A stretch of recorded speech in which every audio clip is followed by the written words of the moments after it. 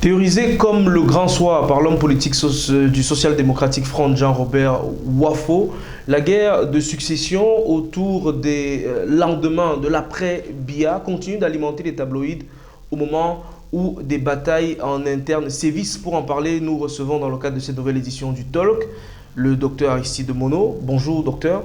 Bonjour Kevin, bonjour à tous les suiveurs, téléspectateurs de Focus Media. C'est un énorme plaisir d'être là dans vos studios pour apporter ma modeste contribution dans l'édification des masses. Un plaisir partagé. Ce ne serait pas superflu de rappeler que vous êtes docteur en sciences politiques et vous êtes également un acteur de la société civile. Par ailleurs, président d'une association baptisée Jeunesse et Citoyenneté Active.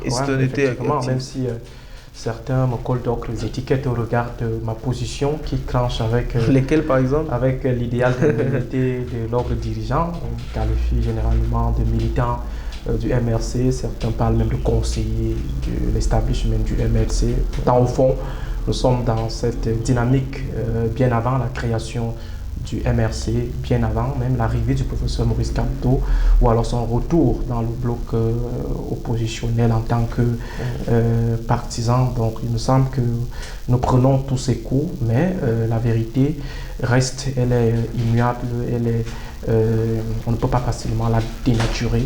Nous avons une seule logique, celle qui nous gouverne, c'est comment faire en sorte que tous les Camerounais, quelles que soient leurs origines ethniques, quelle que soit leur classe sociale, quelle que soit leur appartenance politique, aient les mêmes chances d'accéder à ce qui nous revient à nous tous, c'est-à-dire les ressources de l'État. On ne demande pas à l'État de donner aux Camerounais, à tous les Camerounais, mais de permettre à ce que nous tous nous ayons les mêmes chances, c'est-à-dire que nous soyons le fils du petit cultivateur de Blangois dans le Logon-Echari, de Kolofata dans le Pumayo Sava, qu'on soit la fille du président Brenda Aouki. Il faut que nous tous nous ayons... C'est le leitmotiv de Jeunesse et Citoyenneté. Effectivement, c'est ce qui nous anime dans nos différentes postures, indépendamment des prétentions qui nous sont prêtées, par exemple des projections dans le champ politique. J'aimerais rassurer les uns et les autres que je n'ai vraiment aucune intention et je ne compte même pas un jour adhérer à un parti politique. Ce qui m'intéresse, c'est la société civile, c'est de défendre la population. Du moment où la population, l'intérêt des masses est en difficulté, je suis obligé de mettre en mal mes propres projets, ma sécurité, pour prendre la parole et dire non. Et cela, et ce, indépendamment de celui qui est au pouvoir. Que ce soit Bia, que ce soit Kamto, que ce soit Kawala, je tiendrai toujours le même discours dès lors que l'intérêt de la population est mis en déroute. Docteur, au regard des acteurs en présence, du contexte et aussi des particularités d'ordre socio-culturel dans notre pays, est-ce qu'il faut craindre l'après-BIA au Cameroun? Nous sommes déjà en principe dans les craintes de l'après-BIA. Bon, ce n'est plus quelque chose qu'on doit conjuguer au futur. C'est une réalité qu'on vit? C'est déjà une réalité.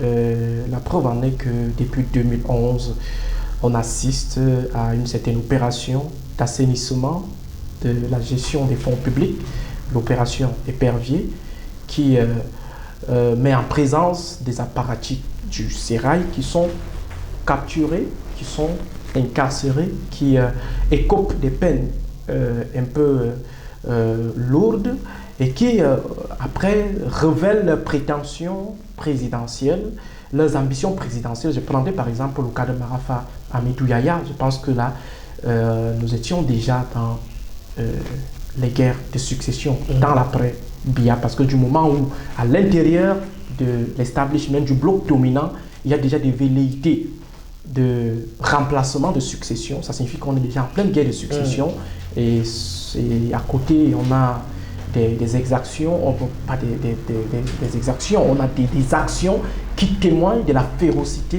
de la bataille, avec des contenus, des lettres sulfureuses de ces prisonniers de l'opération Épervier qui aujourd'hui revendiquent le statut de prisonniers politiques.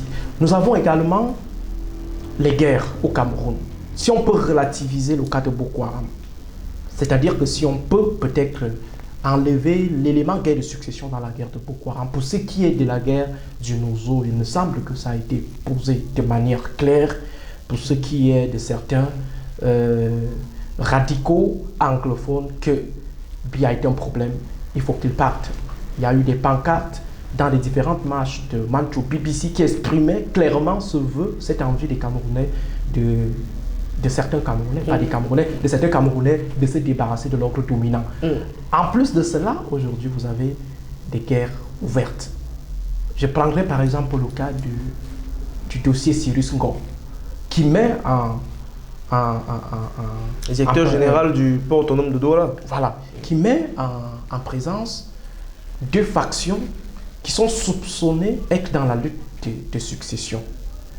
Vous avez comme ça des apparatchiks qui mènent des guerres par personne interposée. Vous avez le cas, l'affaire Vision 4 contre la directrice des impôts du centre, où on a vu les signatures et les contre-signatures, les décisions et les contre-décisions qui étaient comme ça, portées par des acteurs présentés par la presse comme des potentiels successeurs, c'est-à-dire que les fils à papa impur qui veulent rester avec le pouvoir. Bon, nous sommes déjà dans le bal. Maintenant, si les préliminaires nous offrent déjà des combats aussi âpres, des combats décomplexés, qu'en sera-t-il de l'après-Biya effectif, c'est-à-dire lorsque le président finira par laisser le pouvoir ou ne sera plus là à étudier? Il me semble qu'il y a des éléments qui sont en train de se sédimenter. Il y a une crise post-Biya un peu plus ouverte, parce qu'il y a déjà crise, mais une crise un peu plus ouverte, c'est-à-dire une implosion qui est en train de germer et entretenue par les différents acteurs. Pour revenir à l'opération Épervier, dont vous avez fait allusion tout à l'heure, vous semblez la définir comme un processus d'épuration de potentiels candidats à la succession du président de la République. Dans les camps en présence, finalement, qui sont ceux qui décident d'envoyer les autres en prison? Si tel est le cas, si l'opération... est-ce que vous avez semblé décrire dans ce processus-là qui met qui en prison et qui a intérêt à protéger son clan? Déjà, pour repréciser ce que je pense de l'opération Épervier, pour moi, c'est la capitalisation des faits palpables, observables, reprochés aux uns et aux autres à des fins purement politiciennes. Ça veut dire qu'au départ, il y a fait. Parce que dans notre gouvernement, on est dans le système de l'adage Diamaré qui dit que n'est innocent que c'est lui qui n'a pas encore été arrêté. C'est lui qui n'a pas encore été pris dans le sac. C'est celui-là qui est innocent. Ça signifie que dans ce conglomérat de gars qui opèrent dans la kleptocratie, on décide de liquider certains. C'est pourquoi on décèle dans l'opération l'élément vicieux, l'élément règlement de compte. Rien que sur le fait que certains volent et sont dehors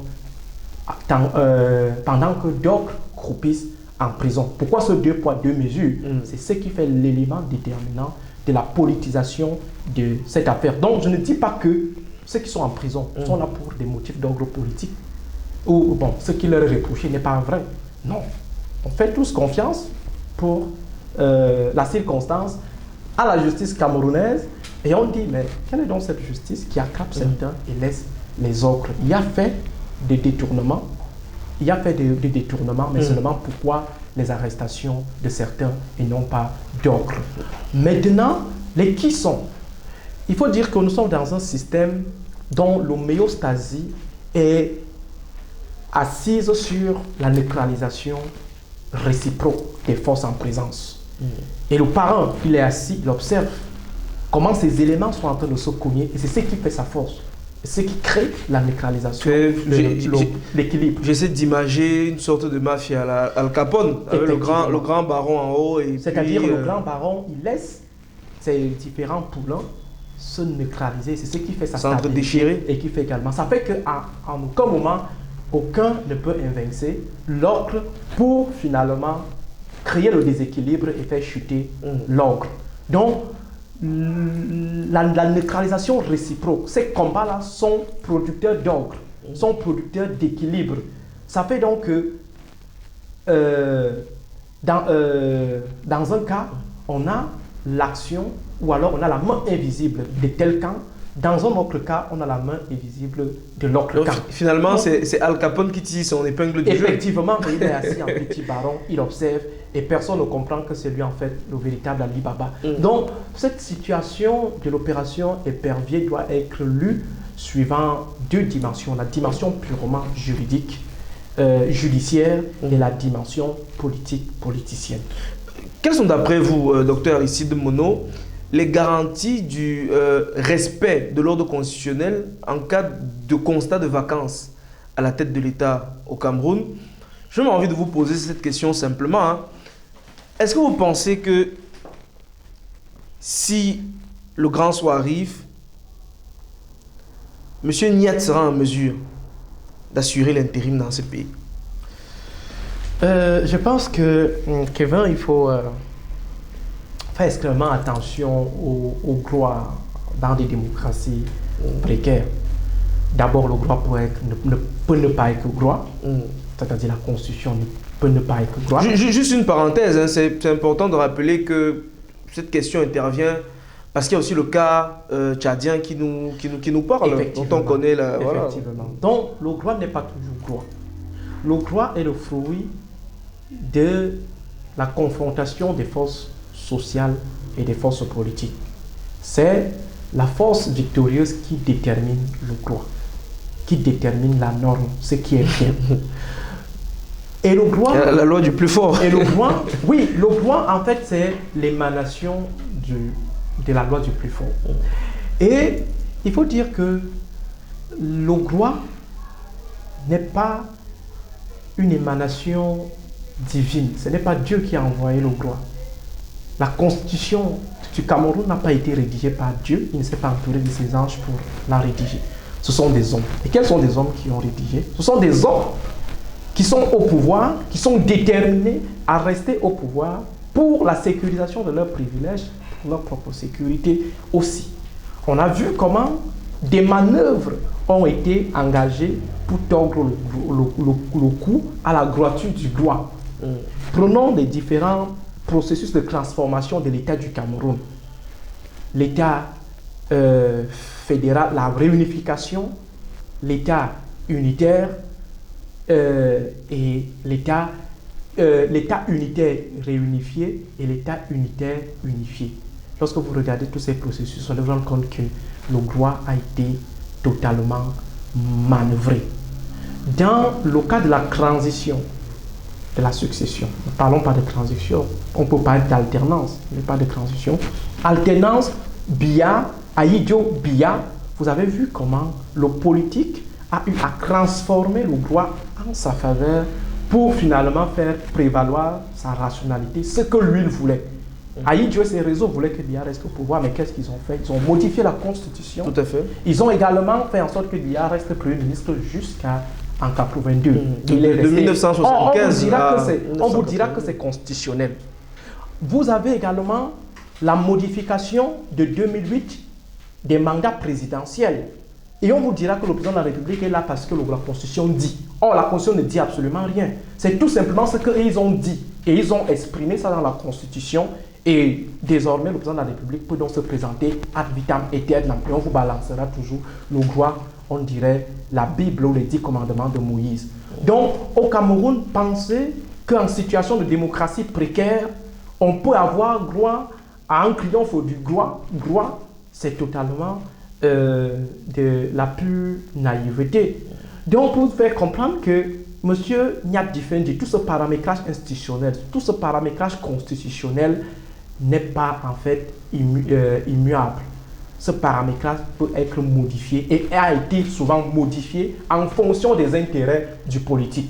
Donc pour le moment, personne ne peut nous dire s'il y aura qu'il y aura, ne peut nous dire avec certitude qu'il y aura succession constitutionnelle au Cameroun. Et s'il y a succession constitutionnelle, ça sera sur la base d'une constitution droite. Je dirais tout simplement non. Est-ce que dans tout ça, l'opposition aura son mot à dire? Surtout en l'état actuel, hein, tel qu'elle est structurée, est-ce qu'elle pourra peser dans la balance et éventuellement faire bouger les lignes, faire trembler l'establishment? Dans le projet de perpétuation, via les fils purs ou impurs, donc fils purs, ça peut être un Gongo, ça peut être un Moutazé, fils purs, ça peut être Franck Biya. On en reparlera. Dans ces projections-là, je pense que l'opposition n'a pas vraiment un mot, n'a pas un mot à dire. Il peut dire, mais sans avoir le mot. Sans avoir un mot à dire, ça veut dire qu'on sera considéré.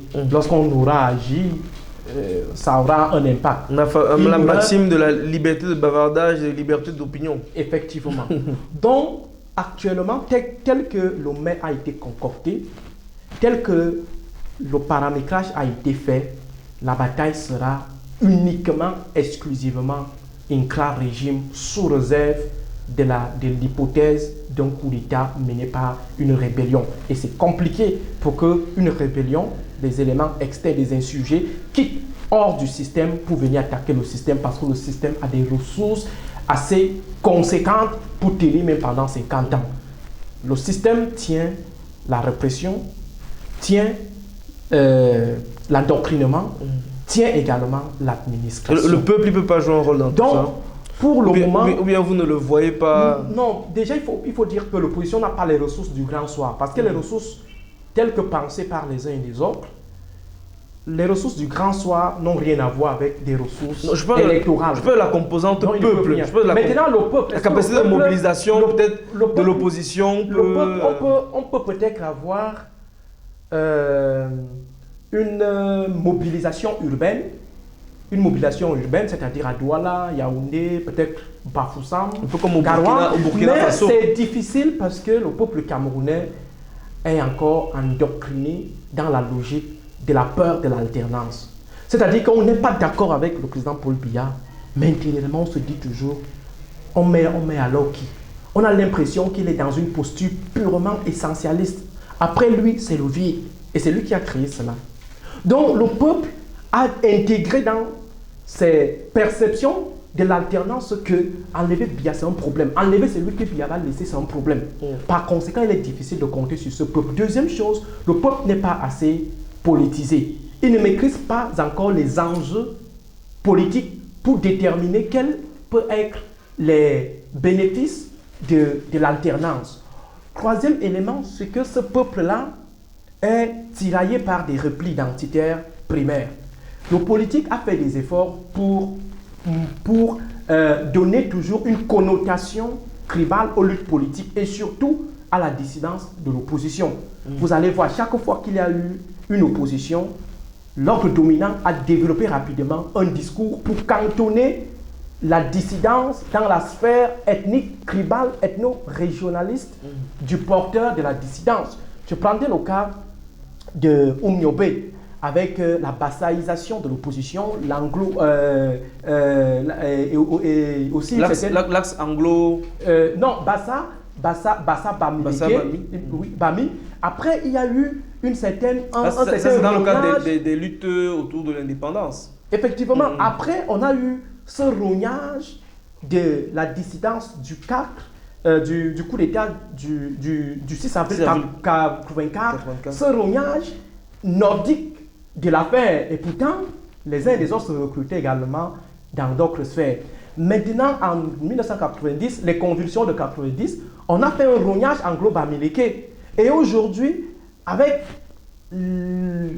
l'opposition rude du MRC, on a un rognage bamileke de l'opposition. Ça fait donc que si... à chaque opposition, une excuse tribale. Effectivement. Donc, il y a tout ce rognage-là. Ça fait donc qu'aujourd'hui, si il y a peut-être un acteur qui sort, par exemple, du Nord, estime qu'il est temps de porter le peuple, de tirer le peuple vers le haut pour mettre fin à l'éternisation de l'ordre de 82, on va facilement, ce peuple-là Ce peuple non nordiste aura l'impression que ce sont les nordistes qui veulent prendre le pouvoir. S'il vient par exemple de l'ouest, l'autre peuple va penser qu'en fait c'est l'affaire et par conséquent il n'y aura pas unité du peuple et il y aura fragmentation et ça fait toujours les affaires de ceux qui sont au pouvoir. Un nom que vous avez évoqué tout à l'heure, vous avez cité deux types d'enfants. Pur et impur. Pur et impur. Je crois qu'il doit être dans la catégorie des enfants purs. Je parle de Franck Biya. Pur de souche, oui, d'ailleurs. Oui, on enfant de souche. Son nom revient de plus en plus sur la sellette. On a un mouvement qui se dit être le mouvement des franquistes, même si il n'a pas encore vraiment participé à une rencontre de ce mouvement. On connaît bien l'adage qui ne dit mot consent. Il ne semble pas être particulièrement gêné par tout ce qui se dit autour de lui. Et puis il y a aussi la composante France. On sait tout ce qui s'est dit, tout ce qui s'est écrit autour de la récente visite du président Macron. Est-ce que c'est un candidat à prendre au sérieux? Vous savez... dans la logique du grand soir. Kevin, au départ, lorsqu'on convoquait l'hypothèse Franck Biya, j'étais parmi les sceptiques des sceptiques. Je me disais, voilà, un mec qu'on veut donner une charge qui ne répond pas à l'itinéraire de la parentocratie en Afrique. Lorsque vous regardez la parentocratie au Tchad, vous allez voir tout un itinéraire, toute une biographie qui est revendiquée par le potentiel successeur qui devient le successeur. Au Gabon, on a vu comment l'itinéraire a été tracé et cela présageait déjà les prétentions successorales d'Ali Bongo. On a vu au Togo avec le cas d'Ezéa Dema. Mais au Cameroun, je ne comprenais pas comment un mec qui est plutôt concentré dans ses business, un mec qui fait dans le bois, un mec qui est toujours effacé, qui ne parle même pas parce que vous ne pouvez pas nous dire si la voix de Franck Biya est masculine, donc disons s'il a une voix rock ou il a une voix douce, personne n'a jamais suivi ce gars. Et je ne comprenais pas comment un mec qui est resté totalement absent, c'est à peine qu'on le voyait. À un moment, on voyait juste les deux autres enfants, Brenda et Junior. Donc s'il y avait vraiment un pronostic à faire, ça devait être sur Junior ou sur Brenda. Mais curieusement, ces deux sont totalement effacés. Ils sont dans une... Je ne sais même pas où ils se trouvent. Ils sont à l'ENAM, semble-t-il. Bon, ils sont à l'ENAM. En même temps, on les voit également faire des clips et tout. Donc, je ne percevais pas, en fait, la pertinence d'une telle hypothèse. Mais avec le temps, j'ai également compris, comme vous, avec beaucoup de recul, beaucoup de froideur, beaucoup d'analyse, que ce gars avait quelque chose dans son ventre. Il y avait un coup qui avait effectivement un coup qui se préparait. Vous avez évoqué le silence de l'homme qui ne dit mot consent. Depuis qu'on fait un tapage sur le franquisme, Franck Biya ne dit absolument rien. Or, on maîtrise la vitesse avec laquelle les turiféraires de la cour royale engagent souvent les démentis à chaque fois qu'ils sont présentés par la presse comme des potentiels successeurs. La dernière illustration en date, c'est celle du professeur Jacques Famondongo, qui a été présenté par certains mal intentionnés, entre guillemets, comme celui qui peut rester avec le pouvoir. Il a vite fait un démenti pour dire « je ne veux pas la malchance sur moi ». Mais comment l'abonné que vous appelez à ce numéro n'est pas, disponible. Comment se fait-il que Franck Biya, depuis pratiquement des mois, on parle de sa candidature, on parle de ses prétentions, il ne dit absolument rien. Ça, c'est le premier élément. Deuxième élément, c'est en fait le silence de l'ordre répressif qui est allergique à toute prétention présidentielle, surtout quand ça vient de l'intérieur. On sait que lorsque vous avez des prétentions, si on s'en tient, si on accorde un peu de crédit aux sorties de Marafa Amidou Yaya, on dira que dès que tu veux être président, on t'élimine. Mais pourquoi on n'élimine pas Franck Biya? Pourquoi est-ce que l'ordre répressif ne demande pas à ce que les promoteurs du franquisme soient rapidement arrêtés pour déstabilisation, pour haute trahison et tout? Pourquoi est-ce que les banderoles des franquistes ne sont pas enlevées des différentes ruelles de la capitale? Ça veut dire tout simplement qu'il y a quelque chose qui se prépare. Et si moi j'avais humblement un conseil à donner à l'aîné Franck Biya, je lui dirais tout simplement de fuir cette patate chaude que les uns et les autres veulent lui faire consommer, parce qu'ils ont leurs intérêts à préserver. Ils veulent utiliser l'image de la famille présidentielle pour continuer à opérer dans la prévarication, faire du Cameroun comme c'était leur propriété. Et c'est assez risqué pour lui. Là, c'est l'analyste des crises, le crisologue qui parle au regard des éléments chrysogènes et conflictogènes que nous observons depuis 2021. Il n'est pas prudent pour Franck Biya d'accepter une telle charge qui relèverait tout simplement de la machination des filous qui veulent profiter en fait de son rapport sanguin avec le président, de sa proximité avec le président pour pouvoir amadouiller, embarquer les masses et maintenant rester faire ce qu'ils auront à faire. Et je ne pense pas que si Franck Biya arrive au pouvoir, il aura peut-être 2 ans ou 3 ans à la tête de l'État. Ça, c'est mon sentiment. On va évoquer quelques questions d'actualité avant de sortir de cet entretien, mais seulement avant, concernant le Grand Soir, l'autre grosse incertitude finalement, c'est que on a écouté le président de la République répondant à la question d'une consoeur en marge de la visite du président Emmanuel Macron. Il dit qu'il faut encore attendre un peu avant de savoir s'il va décider de rester ou d'aller au village. L'hypothèse d'une reconduction du président Biya en 2025 n'est pas écartée.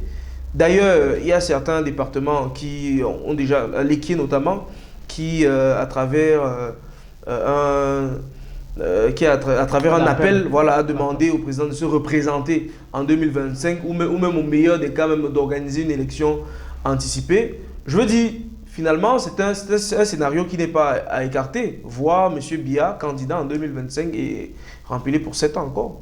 Déjà, Kevin, je suis fils de l'Aléquier. Je vais rapidement balayer cette escroquerie politique et mentale vous ne vous reconnaissez pas, qui est généralement utilisée, ces ruses-là qui sont utilisées. Vous ne vous reconnaissez pas, mais je ne sais pas si Yébé ici partage votre avis. Effectivement. Donc, lorsqu'on dit l'appel de la Léquier, je ne sais pas quel, il a fait un référendum, il a engagé un référendum dans le département pour obtenir ne serait-ce que la voix de la majorité. Je ne sais pas, même au niveau de la petite classe politique intellectuelle de la Léquier, s'il a engagé des échanges pour obtenir les avis des uns et des autres. Donc pour dire que la Léquier n'a pas plébiscité une autre candidature de Paul Biya, c'est plutôt les apparatchiks du RDPC de la Léquier qui ont plébiscité la candidature du président Paul Biya. Maintenant, pour répondre directement à votre question, il faut dire que le président a été toujours allergique à la question de la succession. Donc, il n'aime pas quand on évoque ce genre de questions. C'est totalement sacré, c'est de la profanation pure et simple. Ce qu'il a dit en présence de Macron, c'est ce qu'il avait déjà dit en présence d'Hollande, de François Hollande. Il a dit, donc, en fait, il tourne en dérision parce que ça ne fait pas partie de ses priorités. Ça ne fait pas partie de ses priorités. Je ne sais pas comment est-ce qu'il se conçoit, ou un Highlander immortel, je ne sais pas comment est-ce qu'il se conçoit, il se perçoit aussi. Donc, un sphinx, comme dirait Jean-Philippe Gaillard. Effectivement. Donc, lui, il ne pense pas à la succession. Donc, lorsque les uns et les autres appellent le président à se présenter à nouveau, ils le font connaissant bel et bien l'homme. Parce que ça ne fait pas partie de son agenda. Même si on sait que physiquement, il est fatigué, il est un peu touché, il est un peu amorti. Mais pour eux, mais pour le président lui-même, il ne peut partir que si Dieu décide qu'il parte. Maintenant, ceux qui font des appels, ceux qui lancent des appels à candidature, ils sont dans une logique purement clientéliste. C'est-à-dire qu'on ne sait jamais. Il peut se présenter là. Donc mieux, nous on anticipe. Comme on dit au quartier, on ne connaît pas le caillou qui tue l'oiseau. Effectivement. Et pour le cas de M. Yeba ici, il faut comprendre qu'au niveau de la Léquier, il y a des clans.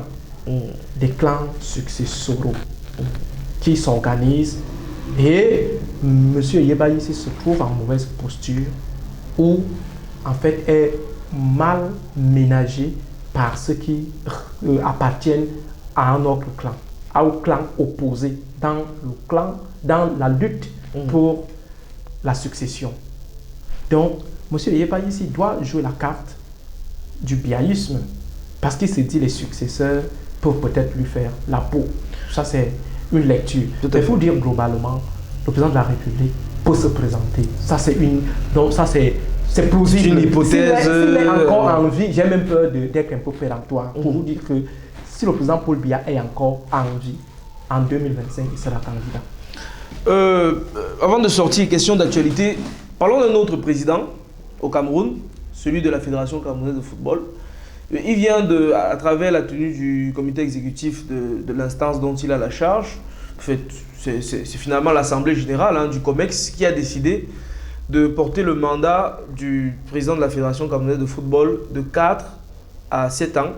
Il y a également que parmi les résolutions de cette Assemblée générale, on a la radiation d'un membre qui se positionnait en véritable contradicteur de Samuel Eto'o, je parle de Guibaï Gatama, et la confirmation de la suspension d'un président de ligue régionale, celui de la région de l'Ouest, M. François Kwedem. Avant ça, il y a quand même eu une sortie sur laquelle je suis revenu, d'ailleurs, dans le cadre des échanges que nous avons eus lors des derniers entretiens au sein de la Fédération camerounaise de football. Il y a une sortie, c'est celle de l'ancien directeur de campagne de Samuel Eto'o, qui pense qu'aujourd'hui, le Goliathor camerounais est dans une gestion trop personnelle. Je reprendrai les mots d'un autre, aux danseuses du président. Quelle est la lecture que vous faites de tout ça, Aristide Mono? Eto'o a une dynamique qu'il veut impulser. Il veut restructurer, il veut révolutionner. Ça, ce sont ses prétentions, du moins officielles. Seulement, il est tiraillé par le moi. Ce qu'il est, pas ce qu'il voudrait être. Parce qu'il y a toujours ce qu'on est et ce qu'on veut être. Ce que Eto'o est, c'est un mec qui aime le pouvoir. C'est un mec qui aime dominer. Depuis l'équipe nationale, cela s'est fait ressentir. Il aime dominer, il a des réflexes autoritaristes. C'est quelqu'un qui veut imposer. Même lorsqu'il veut faire des choses allant dans la bonne direction, il veut toujours imposer. Donc, pour moi, Samuel Eto'o fils est celui-là qui est aux antipodes du politique, correct ou incorrect. Quand il veut être correct, il est hyper correct. Lorsqu'il veut être incorrect, il est hyper incorrect. Il a donc ce management qui est adossé sur le paradigme des bras longs, de jour comme de nuit. De jour, il engrange les gains qui sont légitimes, qu'on peut accorder une présomption de légalité, mais de nuit, il opère comme un narcissique, c'est-à-dire un gars dur. Observez bien, le riz de Samuel Eto'o est souvent court. Il ne rit pas longtemps. Court, il sourit largement et après il referme. Ça signifie qu'il peut sourire avec toi maintenant et demain, il opère autrement. Donc, c'est un personnage assez complexe et cela impacte la gestion de la FECAFOOT sous son règne. On a l'impression d'une certaine personnification de la gestion de la FECAFOOT, même si c'est en bien. Parfois, c'est parfois en bien. On a une certaine personnification. Donc, la FECAFOOT également ondoyante, la gestion de la FECAFOOT également ondoyante comme l'homme. C'est-à-dire que cette FECAFOOT qui ouvre, cette FECAFOOT cynique, cette FECAFOOT qui appelle les jeunes comme Guibaï Gatama, qui essaie de nationaliser la gestion des équipes de football, mais cette FECAFOOT également qui use d'un bon nombre de ruses et parfois de manière décomplexée pour éliminer ceux qui ne sont pas d'accord avec elle. Donc je me dis, il y a un problème d'homme dans le président Eto'o. Le moi qui n'arrive pas à se mettre en retrait pour permettre au président de pouvoir s'exprimer. Sinon, il a pas un travail important. Il a pas un travail important, mais il faut qu'il relativise un peu le côté populisme, le côté autoritaire. Il fait trop d'annonces, il n'en a pas besoin. Il a déjà gagné les élections, il ne devrait plus être en situation de campagne, sauf à vouloir copier ce qui se fait, comme il est en train de le faire, ce qui se fait avec l'ordre dominant, comme il est en train de le faire à travers la modification des mandats présidentiels. Je pense que lorsqu'on arrive, il faut faire des efforts quand même de revoir à la baisse ses prétentions et ses créneaux. À peine vous arrivez, vous voulez déjà s'éterniser à la tête en essayant de prolonger les bails à la tête, les baux à la tête de la FECAFOOT. C'est un peu complexe. Merci Aristide Mono. Avec vous, on ne voit pas le temps passer. Je dois avouer qu'on avait encore quelques questions, mais bon, il faut bien rester dans les canaux de la réalisation. On espère qu'on vous aura dans le cadre d'un prochain entretien pour évoquer d'autres questions qui sont liées à la conduite, à la marche de notre nation sur tous les aspects. Merci à M. Photo, merci à votre groupe média, merci à la réalisation. Je serai toujours ravi d'être de vous à chaque fois que l'occasion se présentera. Un réel plaisir. Quant à vous, chers internautes, on se donne rendez-vous sur les différentes plateformes de Focus Média Afrique, sur Facebook, YouTube, Twitter et sur Dicalo également, le réseau social camerounais. D'ici à là, portez-vous bien et à très prochainement.